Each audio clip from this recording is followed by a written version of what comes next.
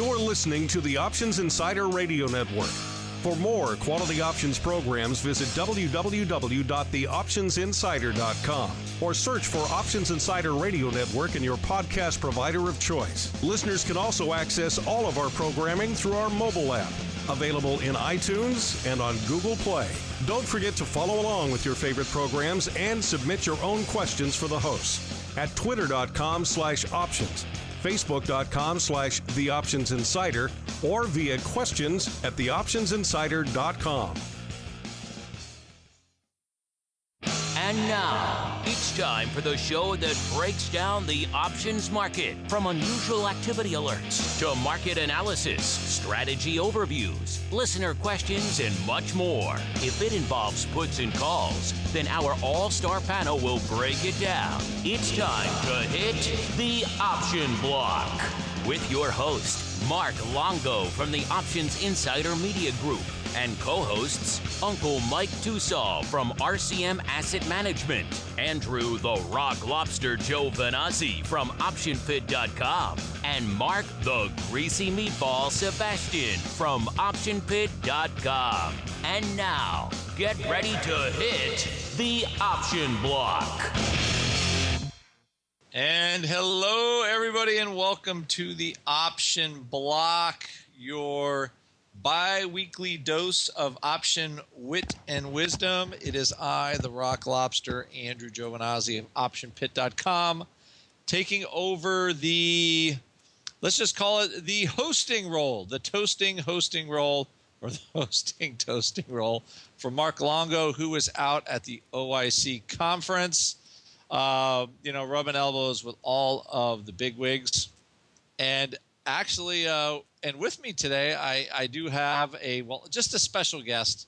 You all know him. You all love him. It's Mike Tosaw from RCM Wealth Advisors. How are you doing today, Mr. Mike? I am doing great, and you definitely are the host with the toast. Well, because Longo kind of skewers us a little bit. I feel like he's roasting and toasting us as we're on the show. Almost like over a campfire, like a s'more. I feel like I'm being s'mored. Let's get then by all means right now. Let's do a toast to our host, Mark Longo, even though he's not here. All right, Longo. Hopefully you're having a good time wherever the heck you are.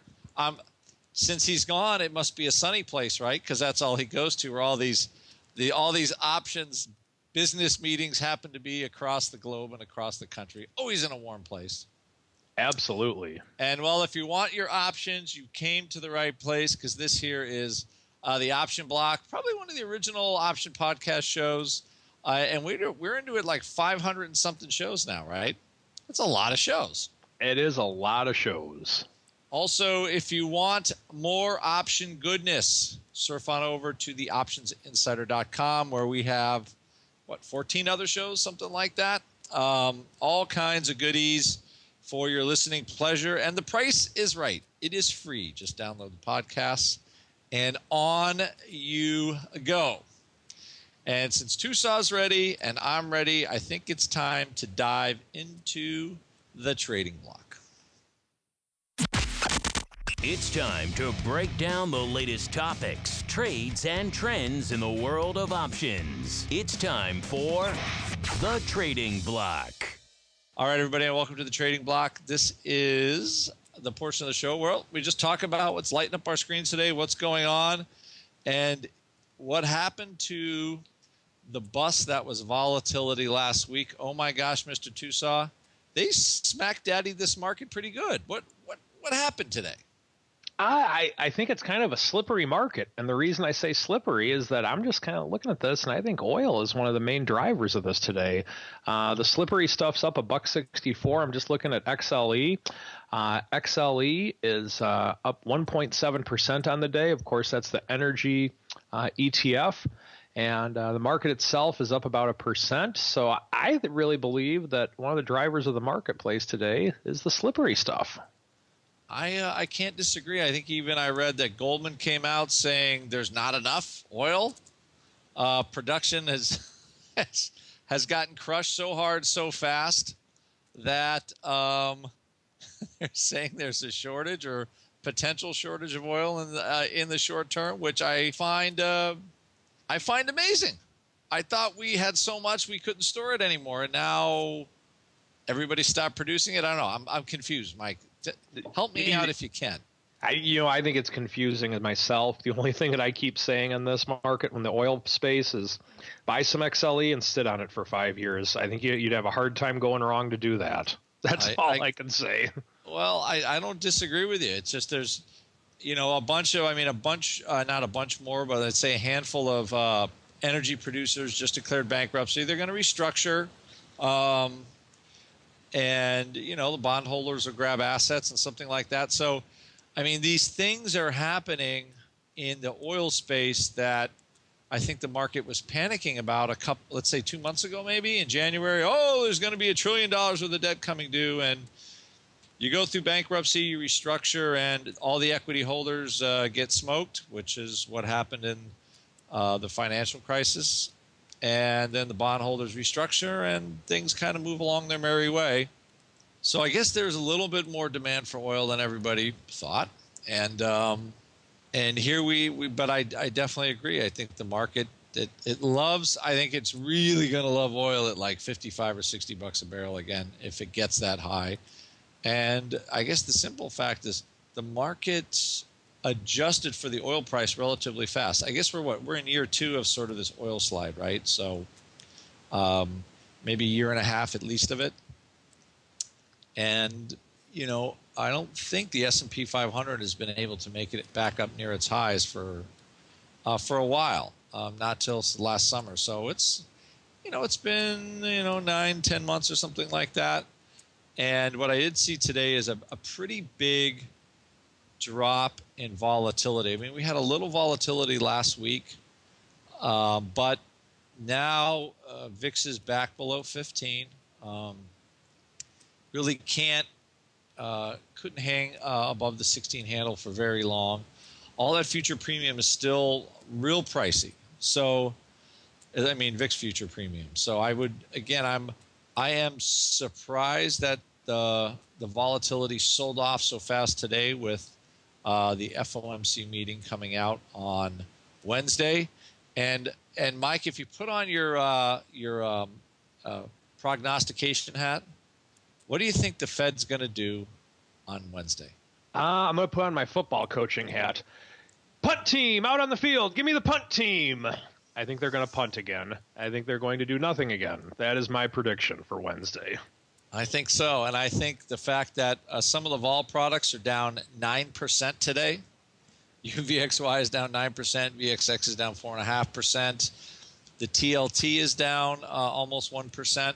So that all those sort of what we'll just call them the protection, kind of the macro protection type products, all just getting, I guess the easy thing is just smoked out. Now, so you're seeing that more in the products, though, not the VIX itself, because the VIX itself, relative to the market, from open to close today, it's only down 38 cents, down right. 14.66. So you're seeing it more in the products then. Right. So the products that own the futures got hurt the worst because most of the volatility products, or at least the ones that kind of work, besides the VIX options, they all really trade off of the future prices. Got it. And the cash is kind of there, but it doesn't really matter until settlement anyway. So VIX did open up about 75 cents this morning from the weekend markup, and from there it's down $1. So there's a lot of weekend effect that's in the prices there. But the vol futures really got hit hard. So for instance, you might be looking at VIX right now trading 1466, but I think the June future is still above 17. It is trading 1727. So that's almost $3 over. It's $2.60 over. So there's plenty of future premium, and we had been talking about it, Option Pit, just that we were looking for that future premium to sort of erode in the product, and it started to erode before the Fed. So generally, the VIX futures have been pretty right about this. When they start to sell off this fast, the Fed's not going to do anything. and volatility just gets totally shellacked between now and Friday. So, anything could happen. The last thing I would say today is I think we had. I don't know how much of a market historian for you, but in the old days before the Fed, J.P. Morgan would go down to the New York Stock Exchange and very famously buy stock. I'll buy some of this. I'll buy some General Electric. I'll buy some Standard Oil, whatever. And he would, basically arrest market declines by just since he was the man and he went out and bought stock. And that's how he used to provide liquidity. And anyway, so you got Warren Buffett buying Apple. So he's buying Apple and Yahoo. He's investing in a group that's buying Yahoo's old assets. So I can't, I'm not going to fault like the best investor in the world, but what would make you buy? I can understand the Apple thing from a cash flow point of view. I mean, they just have really one product, but they sell a lot of it. But Yahoo, what's the deal? Can you lay any insights on me as to why that might be happening? Yeah, I can see where he's coming from with Apple. I still think I'm surprised he's buying in at these levels. I'm surprised that if he wanted to buy value that he didn't buy in about a year and a half ago when Apple would have been split adjusted in I believe it was the high 50s, low 60s. So that's something that's kind of surprising to me of this specific time frame that he's doing it. But Yahoo, I guess he must see something that we don't, because that's one where maybe he likes pregnant CEOs. I don't know. Is she pregnant again? I don't remember. Maybe not anymore. I don't know. I think she was. I don't know the full story. That's a rabbit hole that we cannot go down. So, it is. I'm looking at all this and I'm saying, there's a big shrug, and usually when the vol products fall that much, there's that kind of that panic premium that was in the market and it's gone. But I think this is kind of, you're right. Oil and Apple just led the way. And I think we have been on sort of the nose of almost anything that could be market moving takes the market in that direction. It's really listless feeling, to be honest. But today the bulls won, and higher oil prices and Apple love kind of ruled the day. And I think that was our trading block for today. What do you think? I would agree. The only thing that I would add to this would be we're still around the 2050. We're not by it, but we touched it today, and it seems like the rule is in the markets lately that it has to touch 2050 in the S&P at least once every 2 or 3 days, whether for better or for worse, or 205 in SPY for better or for worse. And yet again, today we touched that number, and it seems like we're still just a magnet to that number. And we're going to need something more than this if we have a very big barrier to overcome. May 22nd, I believe it was, a year ago, when we hit all-time highs in the S&P, and we could do it. We could do it in 2 days. I don't think we will, but we could easily do it in a couple days. But 2134 in the SPX is the all-time high that we hit about a year ago. And if we don't break that this month, I'm still very much a bull on the marketplace, like I always am. But I just think that's just a major hurdle that it seems that we're having a hard time overcoming. And the fact that it'll be a year now, I think, is going to make it even harder. Right. Well, I think, again, we need a reason. We need something. I mean, earnings year over year did not increase, although there was some revenue increase in some places. So the earnings weren't bad, but the market saw a bit of a slowdown in the economy. The GDP number wasn't great. And here we are just kind of listlessly moving around here. So I agree with you on the market just seems to orbit around 2050. At some point it'll stop, but I think we need a reason. We need some good news, something that can make us move around. And I don't see it on the horizon. I have to be honest, unless there's just something out of left field that really drives, valuations higher. But Well, we're only a few months away from the Trump-Clinton debate, so you want something out of left field, there you have it. I wonder how far out of left field that will come. I'll bet you pretty far. For entertainment value, I cannot wait to see those. I'm going to make an honest prediction on this, by the way. And the prediction is that these would be the most widely viewed debates in presidential debating history. The TV audience, I think, is going to be massive because nobody knows what those two candidates are going to say. I can't wait. I'm not normally a political person, but I think those are going to be the most fascinating debates to watch ever. The fact that Donald Trump within the last couple of years was in the ring with Vince McMahon in the pro wrestling, Hillary Clinton with all of her stuff that she has going on, just between the two of them, it's just going to be unbelievable. I just the amount of skeletons in those closets, it has to be huge. I can't wait. The current president will probably be sitting down and having himself a chuckle. Anyway, and with that, we're going to roll right into the odd block. It's time to break down the most interesting, unusual, and downright questionable options activity that's been identified by theoptionsinsider.com. It's time for the odd block.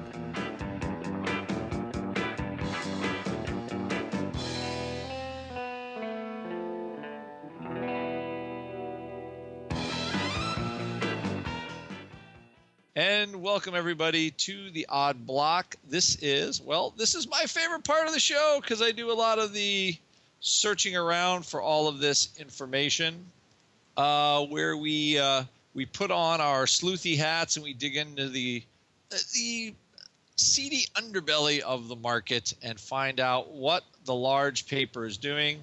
Large paper, not always the smartest paper, but they sure do fling a lot of contracts. Mr. Tosaw, you are welcome to pop in on any of this if you so choose, but I will start with I guess this is my own Widowmaker Twitter. It's a little bit of a joke in our chat room. The popular online streaming service, ticker symbol TWTR, was up, I don't know, about 20 cents or something today to 14.23. It's very close to the bottom of its 52-week range, though. Not most people are not. I think we also call it the dirty bird in our chat room because it is. What did happen though was I call these line in the sand puts, where a trader came in and sold 11,564 the June 12 puts for 11 cents. ADV is around almost 90,000 contracts. The open interest on this strike in June was negligible, 2,800 contracts or so.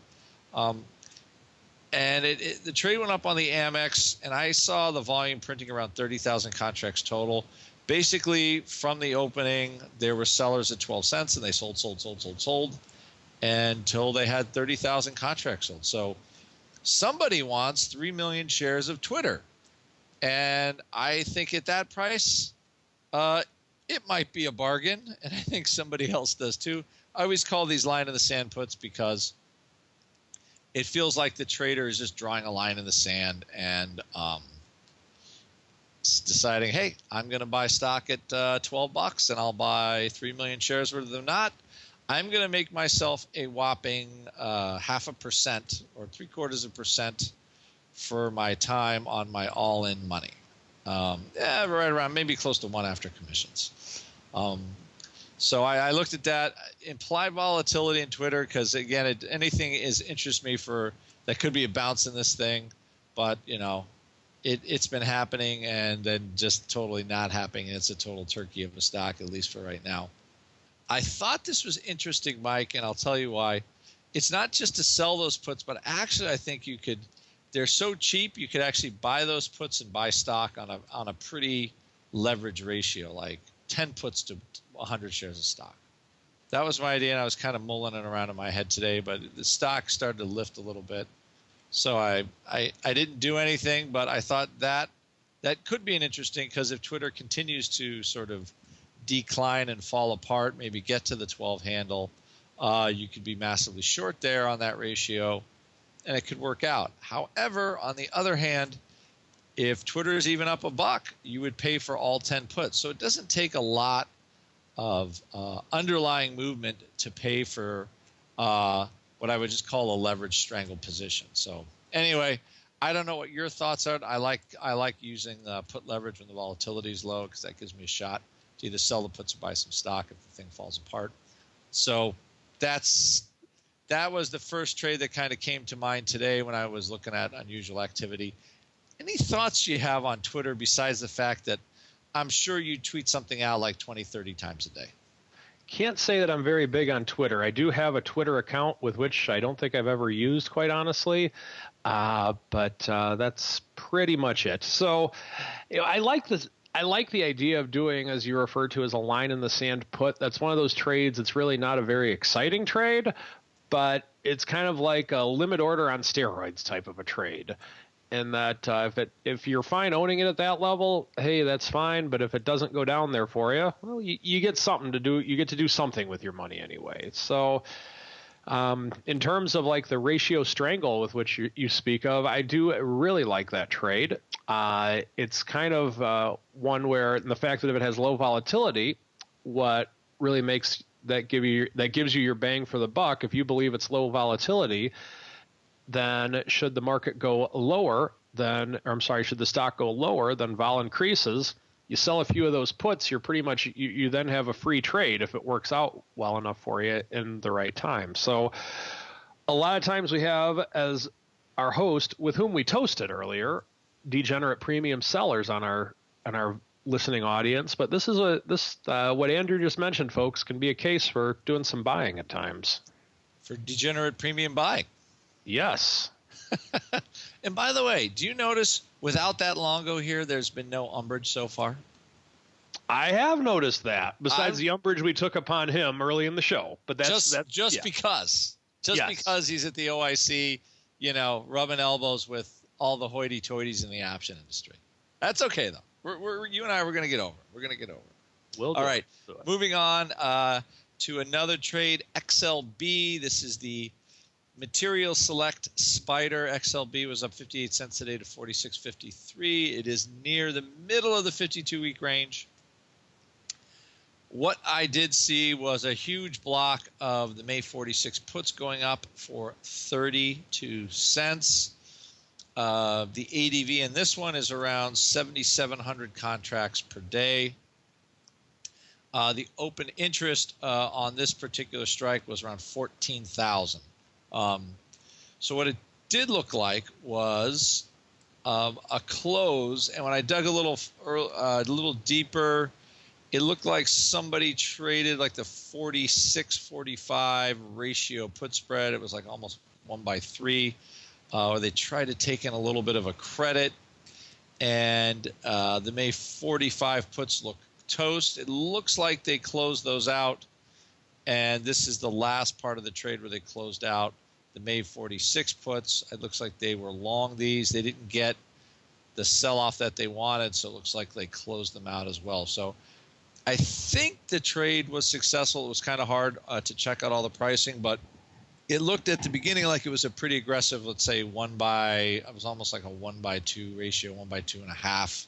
The sell-off never really materialized in XLB, so all the short puts kind of went away, and they were left with the long puts, which, as of right now, they closed for a small loss in the marks, but I think they did very well on the May 45 puts, as they probably closed those, something down to a nickel or something like that. But it was a really rough day for interesting volume overall, because the morning was just kind of slack. I mean, the only real interesting volume was just Apple. It was just kind of some call buying, but it wasn't anything of really any size. So anyway, the XLB it looked like somebody had put on sort of a nervy ratio put spread to take in a credit, and XLB rallied. So it looks like they made some money overall, and they're just getting rid of or closing the last part of the trade. What do you think about anything happening in XLB for you that gets you excited? Any materials select spidering going on in the Tosaw portfolio?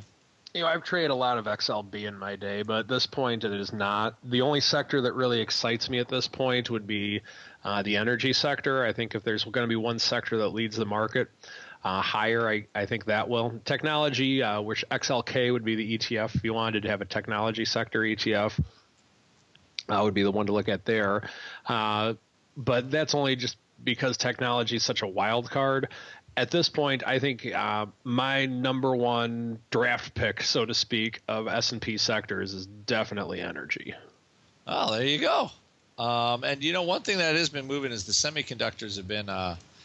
Just NVIDIA had earnings and it was kind of on a tear as well. So it seems like the semis that are kind of the backbone for phones and the internet, and storage and stuff seem to be sort of leading the charge there. Lastly, here on the odd block is CF, ticker symbol. The ticker symbol CF. It's CF Industry Holdings, and what do they do? They're basically a fertilizer company. It was a stock that was worth a lot more money not very long ago. CF is near the lower end of the 52-week range right now. It's trading. It was up 76 cents today to 28.41. Paper traded a 1x2 put spread, a 22.25 put spread, buying 125 puts, selling 222 and a halves for 53 cents over 20. So actually, the spread was a net debit. And that's you say that with such a sad sound, and the spread was a net debit. I mean, the way it priced it, you look debit. I hate 1x2s for debits because you never make any money. I mean, you can, but it's hard. It's hard because now they're going to need the stock to go down. If it goes up, they're going to lose their debit. So it has a bit of a short bias to it unless the thing really goes down a long way. But, it's trading $28. It was up 92 cents. So unless they're long some stock against it, that's the only thing I could think of. Maybe they have a long position and maybe they wanted to protect it somewhat. Obviously, they're selling an extra 4,950 puts. So, that's something you have to keep in mind for sure. The way I saw it, as it went up, I saw it as a slight debit. I was looking at the theoretical value, and I still don't see anywhere around it. So, I mean, if you buy an out-of-the-money put spread for a debit, you know what happens. I mean, you need the underlying to go down to make money, unless the 22.5 puts get crushed quickly. And at 20 cents, I just don't see how much you're going to get out of that. So this spread, I just have to chalk up, is a confusing one to me. I don't know about you, but even if you want to get long CF at the bottom or the bottom of the fertilizer industry, because potash and mosaic, all those they all look similar basically. I just don't see how this spread makes money unless the name, hits all-time, basically multi-year lows. That's the only way it makes money. And for kind of having a turnaround, I don't know, this one just looks like a tough road to hoe for me. What about you, Mike? Does it really look, I mean, anything can make money, I guess, but this just looks like a tough one. This would be a tough one. I like ones that you look at them and say, you know what, even if I'm wrong, this still wouldn't be such a bad thing.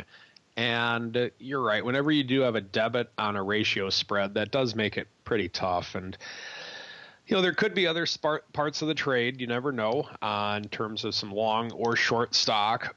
But I would agree. I mean, typically when I'm doing a ratio spread, I'll pay a little bit of a debit for it, but good gosh, not too much. So, yeah, I think that this one will be tough. I think this is going to be a tough one. I have to admit. I don't see it working, but heck, I can't say HE double hockey sticks. Heck, it could work, it could happen, and CF could make, I guess, I think that would be a multi-year low for the name. It is possible. Yeah, it did just hit an all-time low. So And even if it wasn't, and I don't see how they traded it the other way. They would have taken in a 13-cent credit to sell the 25 puts, I guess, and be stopped out at 22, which is kind of a strange trade as well. Seems like a lot of effort for 13 cents, but sometimes there's a reason why we invented the the moniker "love of your broker" trade. So this is kind of what it feels like. It's a lot of 13,000 contracts for nothing, but we'll see. We'll see. And with that, I guess we can close the odd block. And I think a little birdie told me that we're going to have a strategy block. It's time to dispense options wit, wisdom, and education. It's time for the strategy block. Hello, everybody, and welcome to the strategy block. This is where is this the smoking jacket and pipe? This is I believe it is. Jacket and pipe. Yeah, I know, because it's the Viceroy dons his fedora. I have the smoking jacket and pipe. That's right, where you sit down and Mr. Tosaw, writer of a book, by the way. We have a couple of hosts here that have written books. I guess I better write a book so I can just measure up to what's going on with all the rest of our hosts or co-hosts. But anyway, this is where Mr. Tosaw will pontificate on option strategy. And with that, I have nothing else to say, so I will mute myself. Well, thank you, sir. And so apparently, just so the listening audience knows, Longo took his minions and his birdies out to the show with him. So he only left one birdie for Andrew to tell him things. So otherwise, he would have known exactly what I was going to talk about. But with that being said, I want to go over two things today. The first one is I just kind of want to come a little bit not off kilter, but I just kind of want to add to my ratio spread philosophy in terms of doing them for debits, credits, and even money. And then I want to talk a little bit about sector investing and after that. But before we get into the sectors, I want to add something to the ratio spreads. Now, let's go over what a ratio spread is. To start with, a ratio spread is when the number of calls or puts that you are buying is different from the amount of calls or puts that you are selling. So, for example, a traditional calendar spread is you buy one call, you sell one call. You buy 6 puts, you sell 6 puts. The amount is the same. But if it's a ratio spread, it means you buy 6 calls, you sell 3 calls. You buy 4 puts, you sell 8 puts. So long as it's different, that makes it a ratio spread. Now, it can be a calendar ratio spread. It can be a diagonal ratio. It can be a vertical ratio, whatever the case may be. The bottom line is that it's a ratio.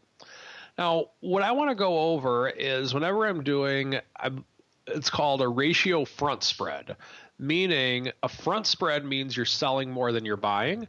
A back spread means you're buying more than you're selling. If you didn't quite catch that, go ahead and, you know what, I'll say it again. I'll spare you the need to hit the pause button on your mobile device or whatever way you're listening to this. A front spread means you're selling more options than you're buying. A back spread means that you're buying more options than you are selling.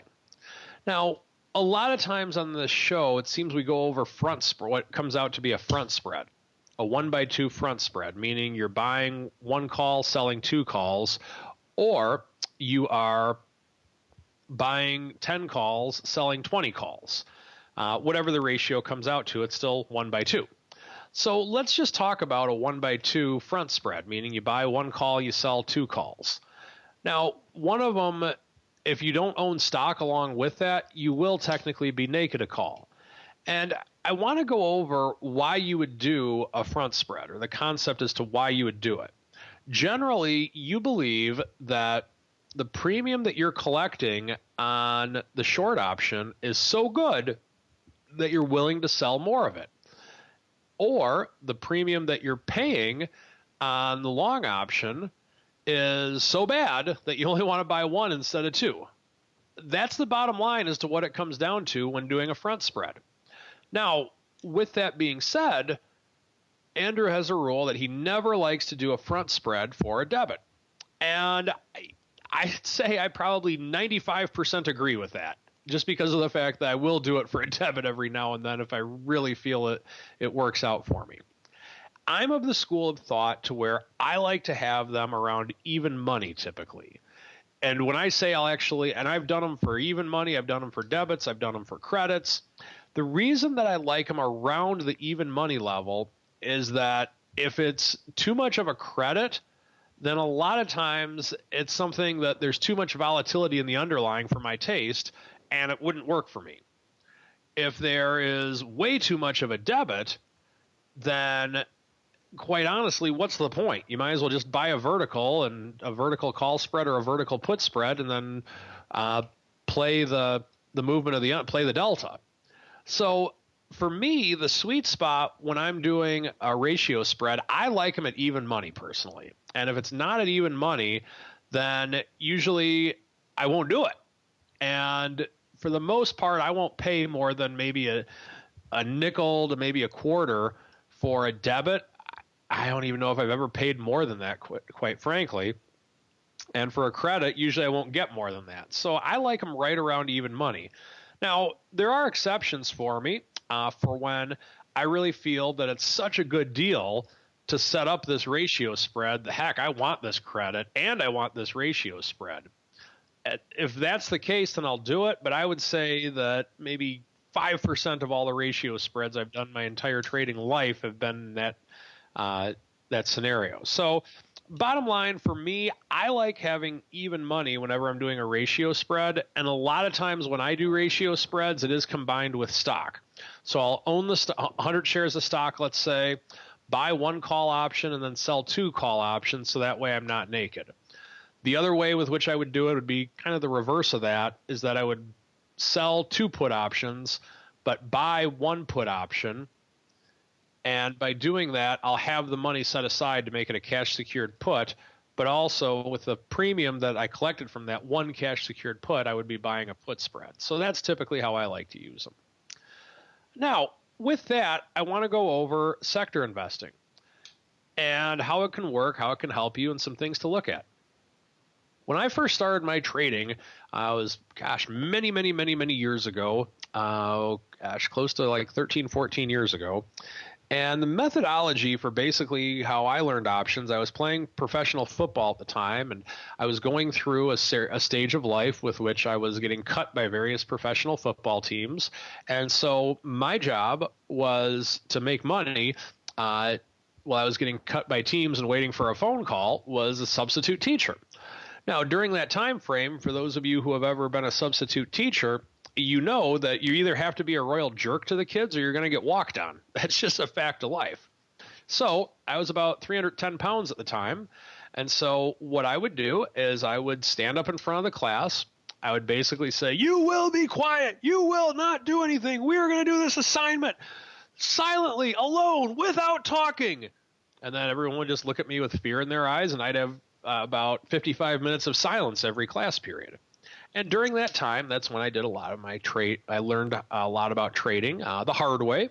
There was plenty of option education out there at the time, but unfortunately, most of it was bad. There was no such thing as the option pit at that point in time. Those guys were still on the floor trading. But with that, I learned a few things the hard way. The first thing that I learned was that I remember the way that I would screen for stocks. I had an old product called Telechart 2000. Now, I don't even know if the Warden brothers are still around, or I'm not sure exactly what they do anymore, but that was the product that I used. It took me months and months. During that time when I was substitute teaching, I would just spend all day looking at charts, reading books, and trying to figure everything I could out to conquer these markets. And so finally I came up with my system on how I would screen for stocks. And so after a while, I had everything all set up. I wanted the chart to look a certain way, and that's when I would do a put spread on it. I'd sell put spreads on these stocks that I liked. And so for a while, it was going great. I'm making $3 or $4 grand a month, and let me tell you, the whole world was stupid except for me. But after a while, I eventually realized that I wasn't taking in risk management enough, and I had a $6,000 loss one day, and then I just decided I needed to change my ways. And I've told my story many other times on the show before, but that's the basic gist of how it started. Now, with that, here's one thing that I noticed that I want to bring to the attention of everybody today. We were talking about XLB a little bit today. One thing that I was noticing was that I would oftentimes I'd have a vast majority of my trading portfolio in stocks within the same sector.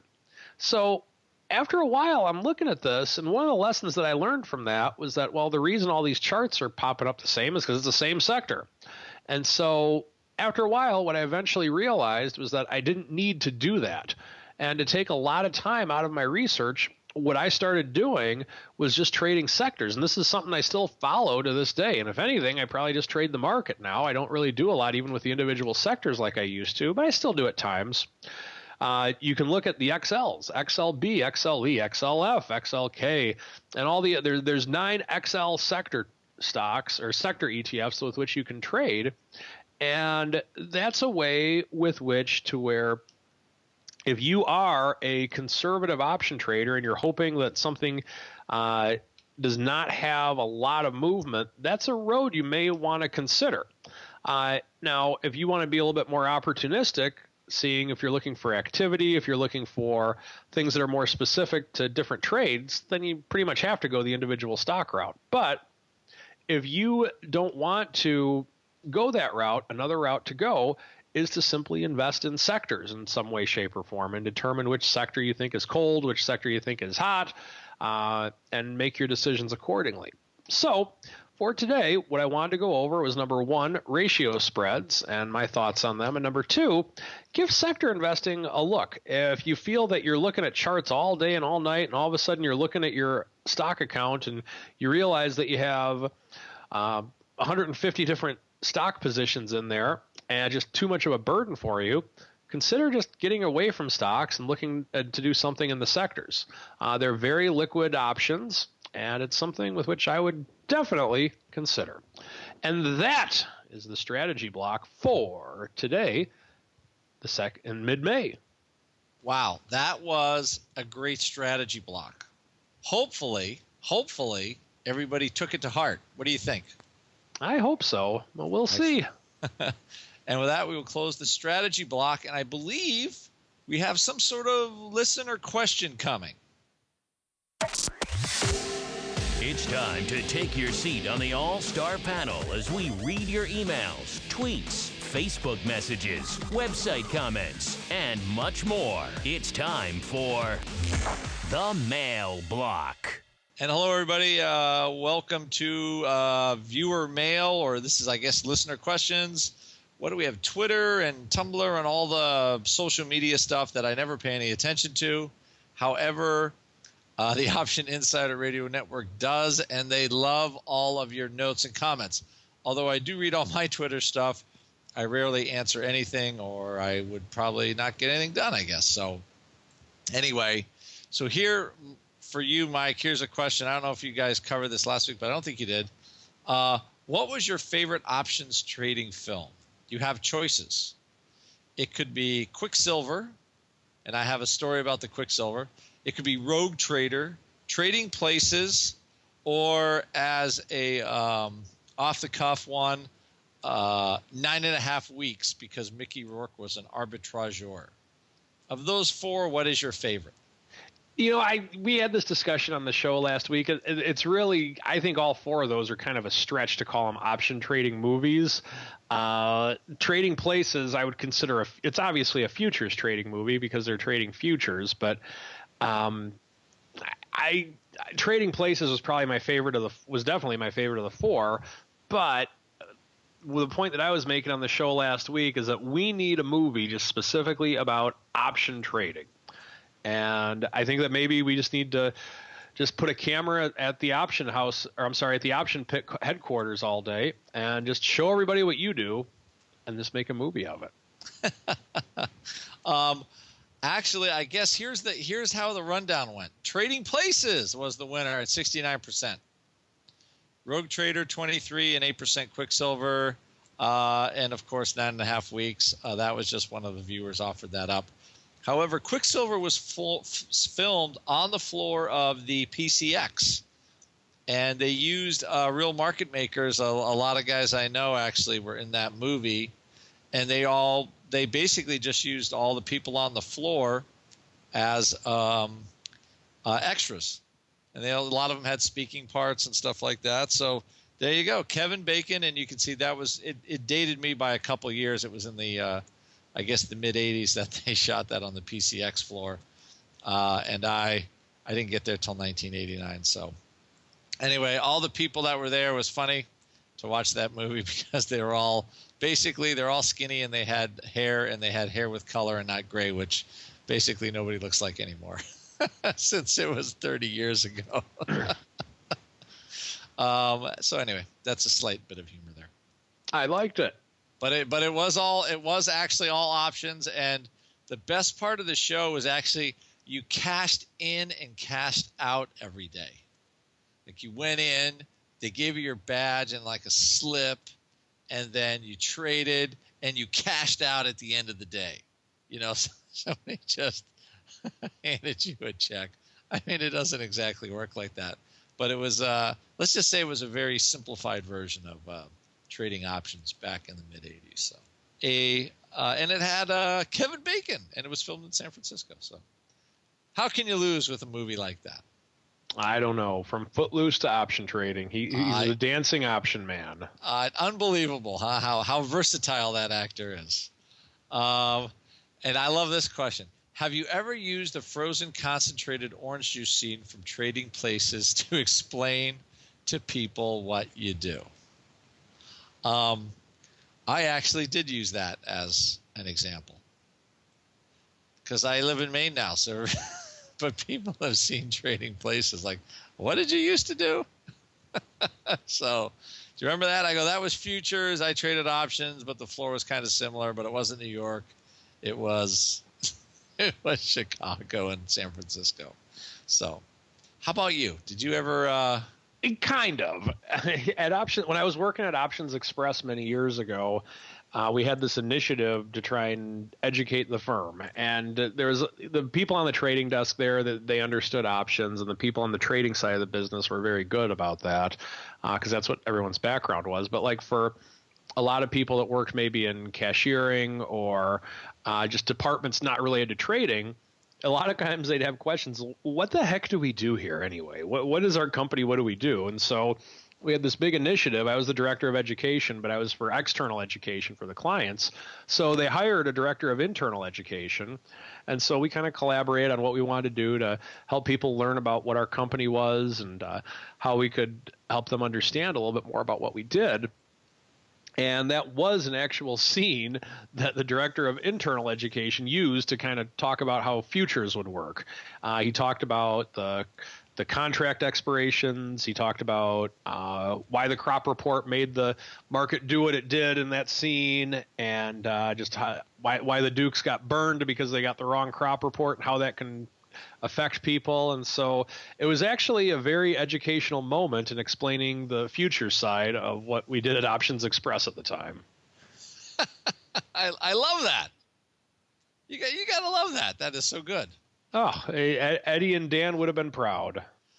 You know what? It was a very educational movie. I think, what was it? The Dukes tried to corner the orange juice market and then they got squeezed. They actually got long squeezed on the other side. They got no market left to sell all of their frozen concentrated orange juice. Turn those machines back on. They did. And unfortunately, sometimes, as you know, it doesn't quite work that way, which is why, of course, we have risk control. Yes. And with that, I think we will close. We will close the I guess we'll just call the viewer mail or listener mail section, and we will move on to Around the Block. It's time to tell you what we'll be watching on our trading screens until the next episode. It's time for Around the Block. All right, everybody, welcome to Around the Block. This is the part of the show where we will highlight all of the goodies that we are looking at for the rest of the week. And I will start. I will give Mr. Tosaw pride of place since I'm just the roasting host with the most right now. All right. Well, thank you, roasting host with the most, who gave our regular host a toast. All right, so couldn't resist that one. Dr. Seuss is alive and well. Oh, absolutely. So I'm watching 2250 again. I'm convinced we're going to touch it at some point again this week.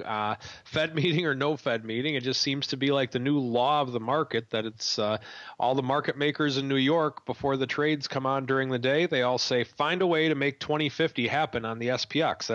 That's the rules for today. If you don't do that, then we're going to shoot you. That's sure what it feels like. So I'm watching that.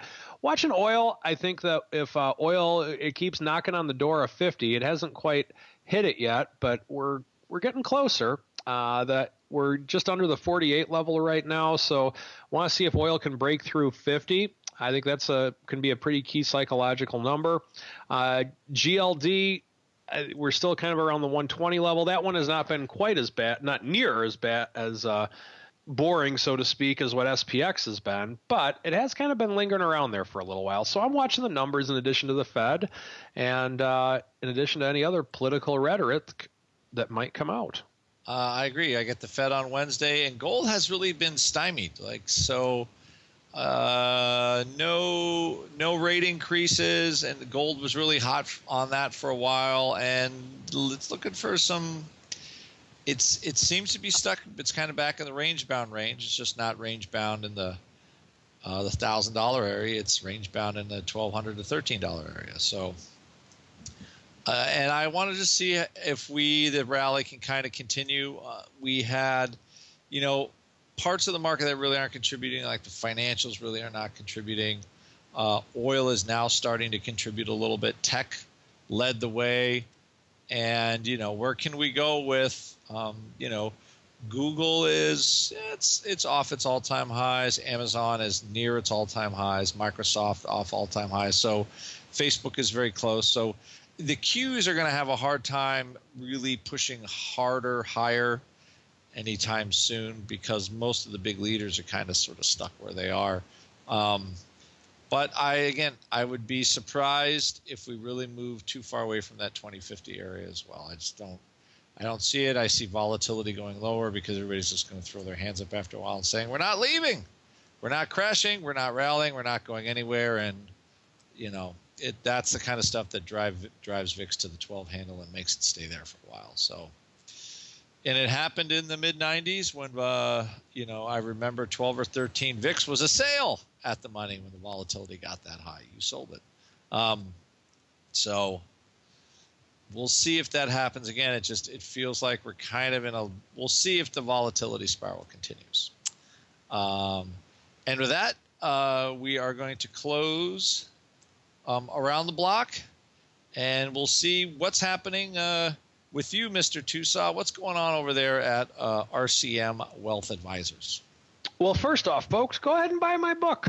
$2.99 on Amazon for your Kindle device. Go long, new option strategies for buy and hold investors. It's the second edition. We've added 2 chapters, one on portfolio margin and the other one on weekly options. The book originally came out in 2010, but wanted to add a couple chapters and didn't want to make it super expensive for the second-time buyer, so it's $3. What the heck? That's it's I don't even know. It's not an eighth on a one lot, or I don't even know what I can come up with on there. I'm not a fraction guy. I'm a decimal guy, so I don't have any of those fancy. It's less than a teeny. It's less than a teeny. There we go. It can't get any cheaper. All right. I love it. So it's less than a cup of Starbucks coffee. I can tell you that. So yeah, go ahead and check it out. That outlines a lot of the things that I talk about on this show, why I do what I do, and gives kind of a method to the madness. And also, if you are looking for someone to manage your money in some way, shape, or form, someone who does work with options on a daily basis, options are not for everyone, but I do jive with a lot of people who are in the option world for obvious reasons. Give me a call. Would love to work with you, even if you have a couple $100 a month to invest. I'll be more than happy, or even $100 a month to invest. 99% of my clients are all online, so I'm able to give time to people who don't have a lot of money to invest. Or if you have a lot of money to invest, if Warren Buffett's on this show and you want me to advise you on how to hedge all that new Apple stock, give me a call. Would be more than happy to help you, Warren. I am at 312-212-3531, or shoot me an email at mtosaw@rcmfs.com. Well, there you go. Hopefully you get the call, because that would be, that would sure make Kavanaugh happy if you brought in Warren Buffett as a client. But I think Goldman Sachs might be jumping through the phone to hit you on the head with it. But besides that, we are looking for a new Saturday class at Option Pit. Our last one was very successful about long-term investing, understanding how to roll options. And we will be looking for our next Saturday class soon. But in the meantime, you can go to optionpit.com, our store, and buy all of our educational content. It's right there. Or buy our gold course, which basically is sort of a soup to nuts option education course. And you get all our Saturday courses with it. So it's a good deal if you want to get your learning on. And with that, and I think for Mr. Tosaw, we're going to wrap up this episode of the Option Block. And we will see all you listeners on Thursday. And thanks again for stopping in to the Option Insider, let's just call it Media Empire. Have a nice day, everybody.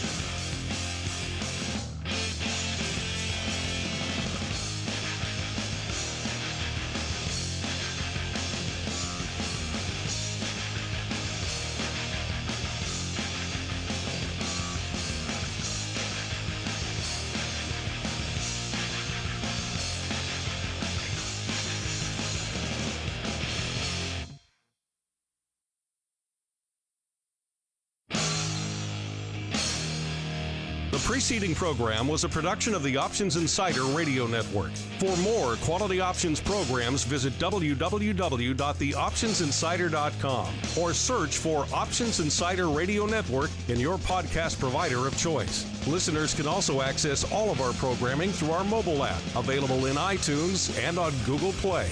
Don't forget to follow along with your favorite programs and submit your own questions for the hosts at twitter.com/options, facebook.com/theoptionsinsider, or via questions at theoptionsinsider.com.